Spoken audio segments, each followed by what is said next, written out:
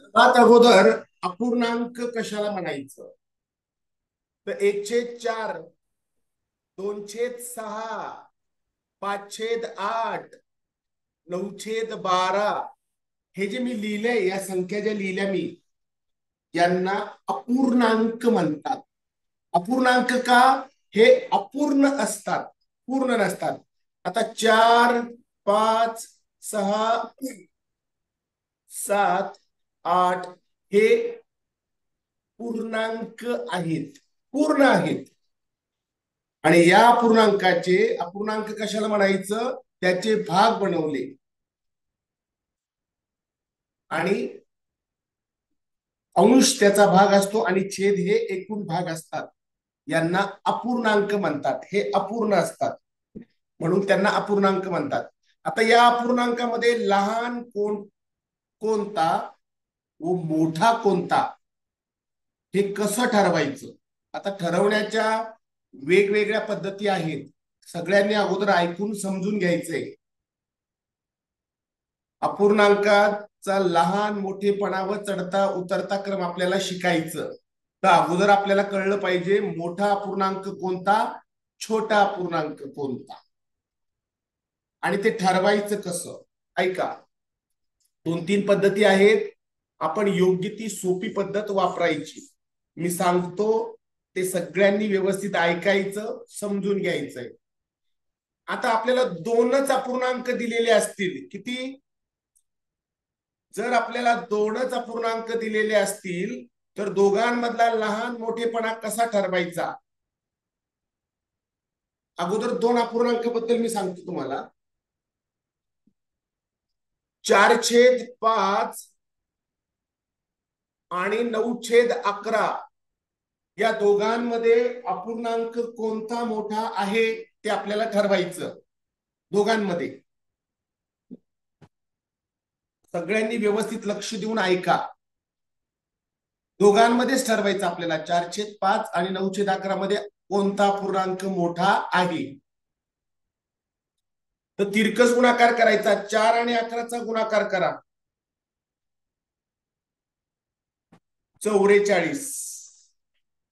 नंतर 5 आणि 9चा तिरकस गुणाकार करायचा,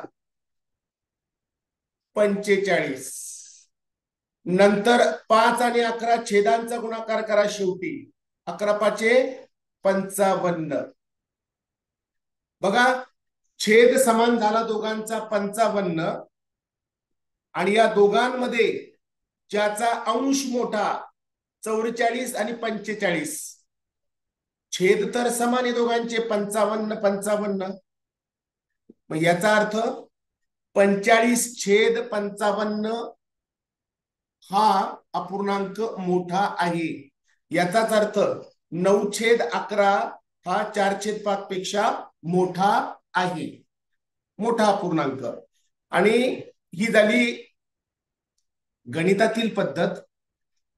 एक पद्धत सांगतो मी तुम्हाला. 4/5 आणि 9/11 हे दिलं होतं मी. तर याला ट्रिकद्वारे कसं शोधायचं? ट्रिक. भागाकार सगळ्यांना येत असेल? सगळ्यांना भागाकार येत असेल, आलाच पाहिजे. भागाकार नाही आला तर गणित येणार कशी? काय करायचं? भागाकार सोपा व्हावा म्हणून याच्या जोडीला 0 घ्यायचा. भागाकार सोपा व्हावा म्हणून 0 घ्यायचा. 5 ने 40 ला भागितलं 8, 11 ने 90 ला भागितलं 11×8=88, आणि यामध्ये बाकी 2 उरतात, 11×2=22 किंवा 11×1=11. 8.1 आणि 8 दोघांमध्ये 8.1 मोठा आहे. याचा अर्थ 9/11 हा अपूर्णांक 4/5 पेक्षा मोठा आहे. ही एक पद्धत. अजून एक पद्धत आहे लसावी काढायचा. अगोदर आपण ट्रिक शिकूया. ट्रिक, पटकन उत्तर कसं शोधायचं. एक उदाहरण अजून सांगतो. 7/10 आणि 3/4 या दोघांमध्ये कोणता अपूर्णांक मोठा आहे? व्यवस्थित ऐका, गडबड करायची नाही. काय करायचं समजण्यासाठी भागाकार सोपा व्हावा म्हणून जोडीला 0 घ्या. 10 ने याला भागायचं 10 साते 70 7 आणि 4 ने 30 ला भागितलं 4 ने 30 ला भागायचं पटकन भागायचं 4 साते 28 बाकी राहिले 2 इथे पॉइंट घेतला आणि इथे 0 4 25 याचं उत्तर मिळालं 7.5. आता मला सांगा 7/10 आणि 3/4 कोणाचं उत्तर जास्त आलंय 7.5 7 पेक्षा मोठी संख्या आहे याचा अर्थ 3/4 7/10 पेक्षा मोठा आहे.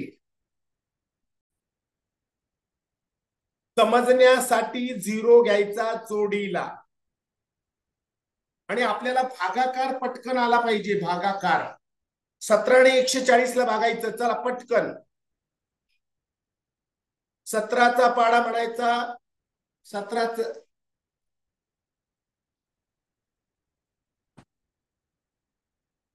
17चा पाडा म्हणा बरोबर 17 5 85 17 सके 102 17 7 119 17 8 136 17 8 136 बाकी राहिले 4 बाकी 4 राहिले 17 ने 4 ला भाग जात नाही इथे 0 घेतला इथे डेसिमल ठेवला 17 2 34 बाकी राहिले 6 पुन्हा 0 17 त्रिक 51 याचं उत्तर मिळालं आपल्याला 8.23. ऐका आणि 4 ने 30 ला भागितलं याचं उत्तर मिळतं 7.5. आता मोठं कोण आहे बघा बरं तुम्ही चेक करा 8.23 7.5 पेक्षा मोठे आहेत याचा अर्थ 14/17 3/4 पेक्षा मोठे आहेत.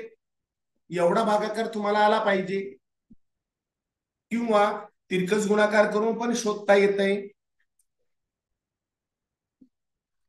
काय म्हटलंय चढता क्रम तुम्हाला लावायचा. चढता क्रम आता चढता क्रम मध्ये काय असतं सर्वात लहान अपूर्णांक अगोदर नंतर त्यापेक्षा मोठा नंतर त्यापेक्षा मोठा सर्वात शेवटी सर्वात मोठा असतो. लहानाकडून मोठाकडे जायचं. तर आपण काय करूया समजण्यासाठी सर्वांबरोबर 0 घेऊया. समजण्यासाठी घेतोय 7 आणि 30 ला भागितलं 7 चोक 28 बघा 7 चोक 28 आणि वर राहिलेले 2 7 त्रिक 1 7 2 14 4.2 उत्तर आलं पहिल्या अपूर्णांकाचं. 2 आणि 10 ला भागितलं याचं उत्तर आलं 5. 8 आणि 50 ला भागितलं 8 सख 48 8 सख 48 राहिलेले 2 8 दुने 16 6.2. आता सगळ्यांना दिसतंय यामध्ये सर्वात मोठी संख्या कोणती आहे आपल्याला चढता क्रम लावायचा.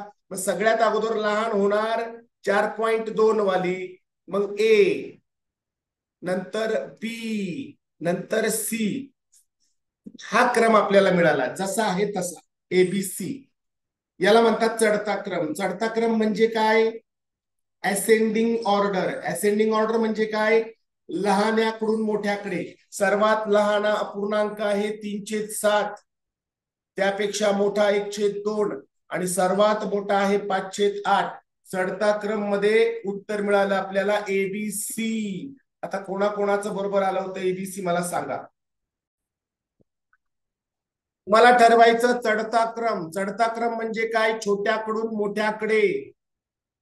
आता आपल्याला अपूर्णांकामध्ये लहान मोठा अपूर्णांक ठरवायचा 9/8 11/14 आणि 7/4. समजण्यासाठी आपण 0 घेतोय जोडीला. समजण्यासाठी भागाकार सोपा व्हावा म्हणून 8 आणि 90 ला भागितलं भागाकार तर पटकन आला पाहिजे. 8 आणि 90 ला भागा 8 एके 8 बाकी राहिले 10 8 एके 8, बाकी राहिले 2, 8 दुणे 16, 11.2 आलं. 8 आणि 90 ला भागितल्यावर 11.2 मिळाले. 14 आणि 140 ला बघा, 14 आणि 140, 14 7 98, 14 8 112, 14 7 98, बाकी राहिले 12, 12 म्हणजे 14 7 14, 14 8 112, 7.8. 4 आणि 70 ला भागायचं, 4 आणि 70 ला भागायचं, 4 1 4, 4 7 28 आणि राहिलेले 2 17.5.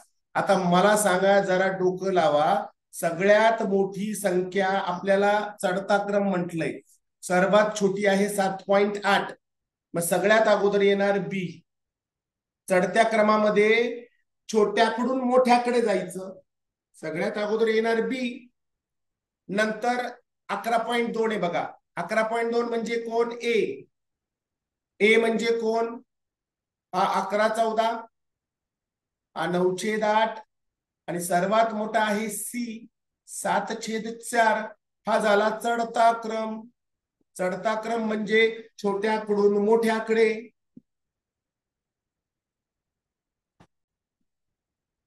एक लक्षात घ्या मुलांनो, लसावी काढण्याच्या पद्धतीने यांचा लसावी शोधून आपल्याला यांचा उतरता क्रम काढायचा. आता उतरता क्रम म्हणजे काय वारे?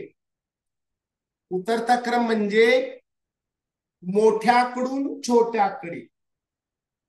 उतरता क्रम म्हणजे डिसेंडिंग ऑर्डर, मोठ्याकडून छोट्याकडे.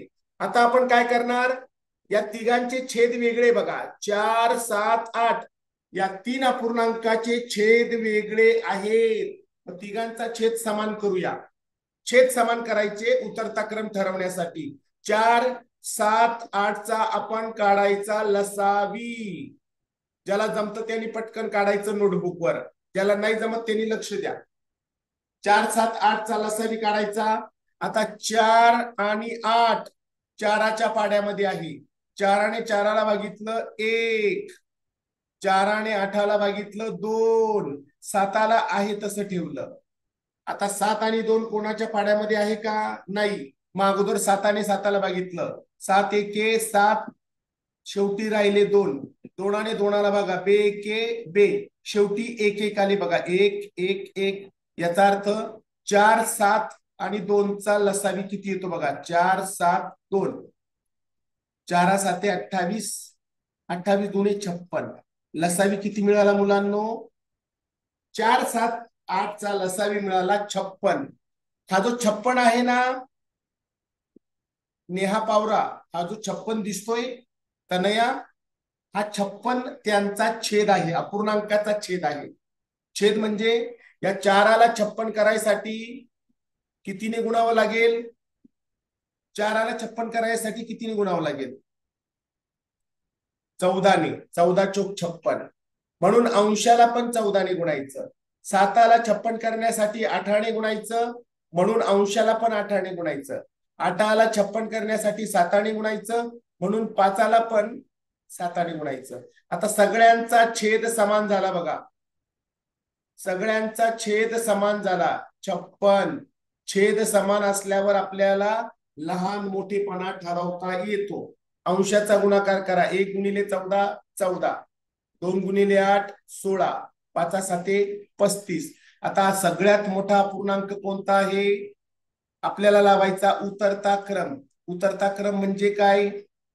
उतरता क्रम म्हणजे मोठ्याकडून छोट्याकडे. आणि सगळ्यात मोठा अपूर्णांक दिसतोय आपल्याला, त्याला नाव देऊ आपण एबीसी नाव देऊया. हा जो सी आहे ना तो सगळ्यात अगोदर येणार. उतरता क्रम लावतो ना आपण मोठ्याकडून छोट्याकडे, डिसेंडिंग ऑर्डर. मग त्यानंतर येतोय बी आणि सर्वात छोटा आहे ए. हे झालं उत्तर CBA. आणि यांना जर असं लिहिलं आपण 35/56, 16/56 आणि 14/56. बघा लसावी काढून ही पद्धत आहे. ही पद्धत पण आपल्याला माहित पाहिजे. समजण्यासाठी 0 घेऊया. 10 ने 90 ला भागितलं, याचं उत्तर मिळालं 9. 2 आणि 50 ला भागितलं, याचं उत्तर मिळालं 25. 8 आणि 70 ला भागितलं, आता 8 आणि 70 ला भागताना भागाकरता 8 8 64 होतात. 8 8 64, बाकी राहिले 6. 8 7 56, 8.7. आता आपल्याला लगेच कळलं पाहिजे, उतरता क्रम मध्ये मोठा सगळ्यात अगोदर घ्यायचा. मोठा मग कोणता आहे? बी. नंतर त्यापेक्षा मोठ्यापेक्षा थोडा छोटा असलेला ए, आणि सर्वात छोटा आहे सी. बघा, उतरता क्रम लावला आपण मोठ्याकडून छोट्याकडे, सिक्वेन्स मिळाला आपल्याला बीएसी. बीएसी म्हणजे 5/2, 9/10 आणि 7/8. हा क्रम आपल्याला मिळाला. आता समजलं असेल. बघू आपण कोणाला अजून